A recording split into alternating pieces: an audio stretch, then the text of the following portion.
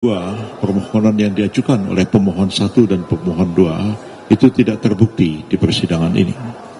Yang lalu-lalu kami sudah jelaskan di mana kegagalan mereka untuk membuktikan apa yang mereka narasikan di dalam posita, di dalam keseluruhan permohonan, tidak mendukung apa yang dikemukakan di dalam petitum, yang seperti kita ketahui petitumnya adalah memohon kepada Mahkamah Konstitusi untuk menyatakan pasangan calon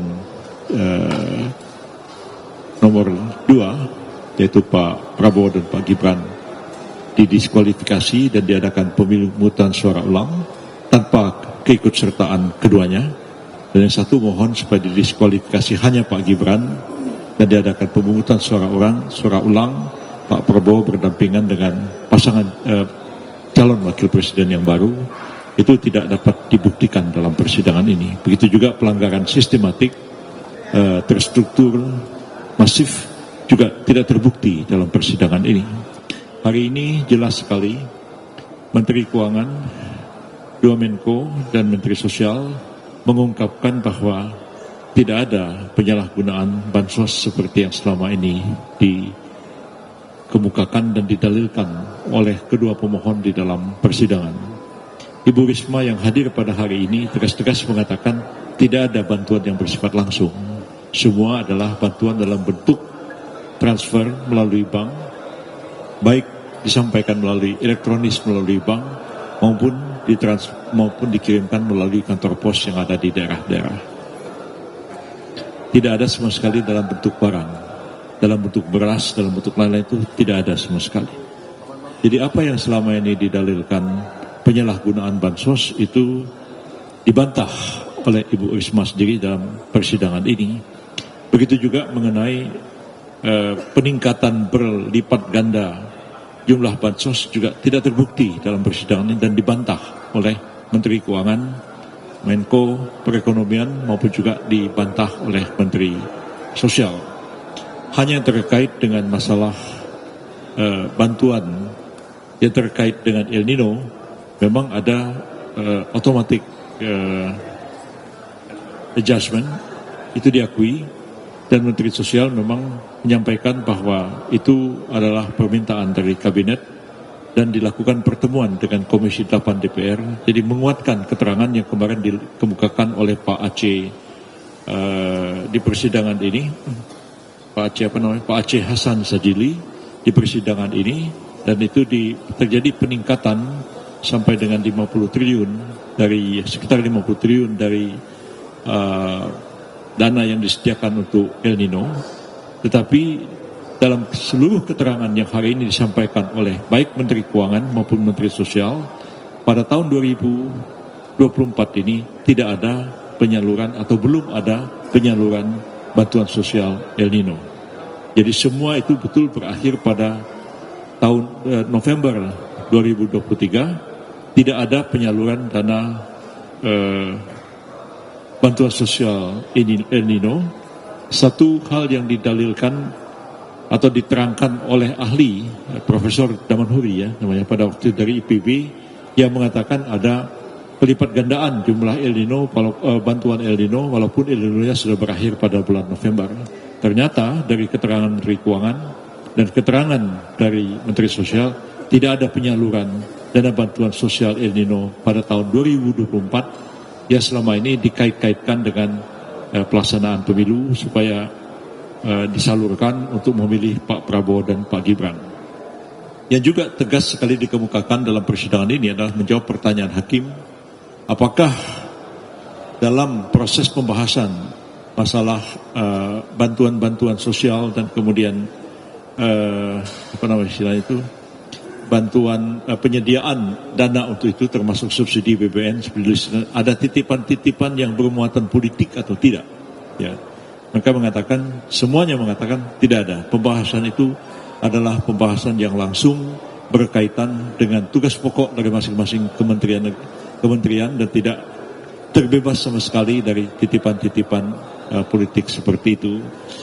Juga tentang presiden sebenarnya ya tidak sama sekali diketahui oleh kedua pemohon yang mengatakan Pak Jokowi pergi kemana-mana itu nenteng bansos dibagi-bagikan. Saya minta maaf, saya mantan Menteri Sekretaris Negara, saya tahu hal itu.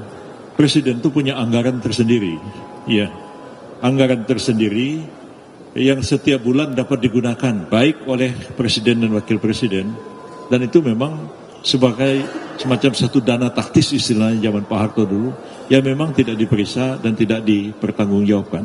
Jumlahnya ada berapa hanya dipertanggungjawabkan secara global saja, dan itu Seknek biasanya juga dalam laporan ditanya oleh BPK, tapi hanya sifatnya umum saja. Jadi dana itu yang dipakai itu adalah dana yang ada pada Presiden sendiri, sama sekali bukan bansos.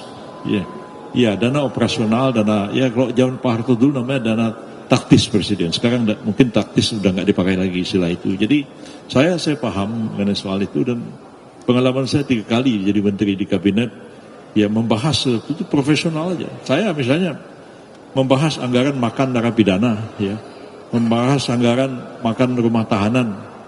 Apa nanti kalau sedekat pemilu, oh ini supaya ini tahanan atau napi ini supaya milih partai A atau B, itu nggak pernah kita berpikir masalah itu. Ya kita bicara politik, kerja profesional aja. Jadi lebih banyak rumors, lebih banyak dugaan-dugaan yang diungkapkan dalam permohonan, tapi sama sekali gagal untuk dibuktikan dan seluruhnya dibantah oleh pihak yang punya otoritas untuk melakukan itu.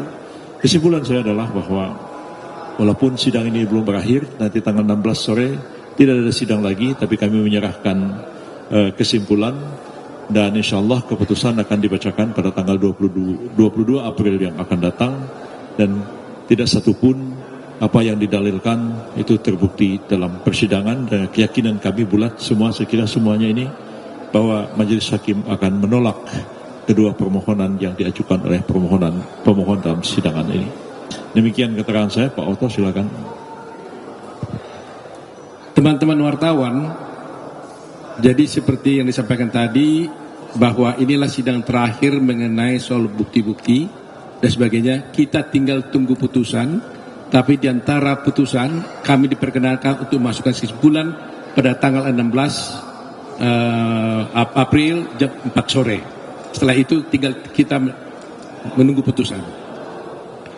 Kehadiran 4 menteri tadi ditambah 1 DKPP telah membuktikan bahwa memang dalil dari pemohon itu sungguh-sungguh tidak terbukti. Kenapa? Dalil mereka pertama mengatakan DKPP itu tidak independen. Tadi sudah ditanyakan kepada semua ketua DKPP, mereka mengatakan tidak pernah ada soal itu. Bahkan tidak pernah ada laporan tentang independensi daripada penyelenggara dari mereka tentang itu. Jadi dari penyelenggara pemilu tidak ada laporan kepada DKPP. Itu satu. Jadi mengenai tuduhan independensi bahwa tidak independen itu tidak terbukti. Kedua, dituduhkan bahwa ada intervensi kekuasaan kepada pihak-pihak menteri dan juga DKPP. Itu tadi jelas sudah dibantah dan sudah dijelaskan tidak ada sama sekali intervensi dari pihak manapun, baik kepada Ibu Risma, Ibu Sri Mulyani, baik juga kepada Pak Erlangga, maupun kepada Muhajir, itu sama sekali tidak terbukti. Sudah jelas ya, 2. Ketiga, tuduhan kepada Bapak Jokowi, Presiden Republik Indonesia yang cawe-cawe, dan kemudian juga yang turun ke lapangan untuk membagikan bansos juga sudah terbantahkan tadi, dijelaskan oleh 2 Menko dan 2 Menteri. Penjelasannya begini, Pak Jokowi memang bukan hanya tahun ini aja, dari dulu juga itulah ciri khas kerjanya karena dia suka kerja dan beliau ingin memastikan bahwa semua program kerja dan keputusan sudah diambil, kebijakan sudah dibuat, itu harus terdeliver istilahnya, ya, bahwa itu sudah betul-betul sampai terlaksana oleh para bawahan-bawahannya. Oleh karena itu secara simbolik Pak Presiden turun ke daerah-daerah bersama timnya dan secara simbolik saja mengumpulkan hanya beberapa orang saja untuk memastikan bahwa memang program ini berjalan dengan baik. Jadi ini yang dilakukannya, dan ini jumlahnya hanya beberapa titik. Sehingga para menteri menjelaskan tadi, mana mungkin hanya dengan satu pertemuan mungkin paling banyak 1.000 orang yang hadir, dan mungkin hanya beberapa titik di beberapa daerah, paling banyak dia bilang 800.000 orang. Apa mungkin bertemu dengan 800.000 orang, lantas dengan demikian terpengaruhlah seluruh Indonesia yang jumlahnya 100, yang jumlah pemilihnya hampir 150 atau 190 juta pemilih. Jadi itu tidak masuk akal. Jadi dibantah tegas oleh 2 Menko dan 2 Menteri. Jadi dalil itu sudah terpatahkan semuanya. Nah, kalau soal bansos tadi Pak Rizal sudah jelaskan bahwa itu sudah jelas. Saya nggak ulangi lagi. Soal PJ juga sudah terpatahkan. Jadi berarti tuduhan yang mereka lakukan ya sudah jelas-jelas sudah tidak terbukti. Ketika yang terakhir yang dari DKPP juga menjelaskan mengenai perkara yang di DKPP yang memberikan sanksi kode etik, sanksi etik kepada Ketua KPU. Tegas tadi Ketua DKPP mengatakan kami hanya memberikan sanksi etik kepada Ketua KPU dan anggota-anggotanya, tetapi kami tidak punya kewenangan dan tidak pernah membatalkan pencalonan Gibran sebagai calon wakil presiden. Nah ini, jadi supaya clear kita ya. Jadi putusan etik itu tidak ada kaitannya dengan pencalonan Gibran sebagai wakil presiden. Dari itu semua saya kira seperti saya katakan kemarin, bahwa kalau dihadirkan para menteri ini justru akan memperkuat ke posisi kami 02 dan akan melemahkan posisi mereka, dan itu telah terbukti hari ini. Justru keempat menteri itu ditambah 1 DKPP telah bisa menjelaskan dalil-dalil bahwa dalil mereka itu adalah tidak benar dan tidak terbukti. Saya kira itu cukup jelas. Jadi jangan sampai ada lagi anggapan bahwa presiden cawe-cawe, ya, presiden intervensi dan sebagainya.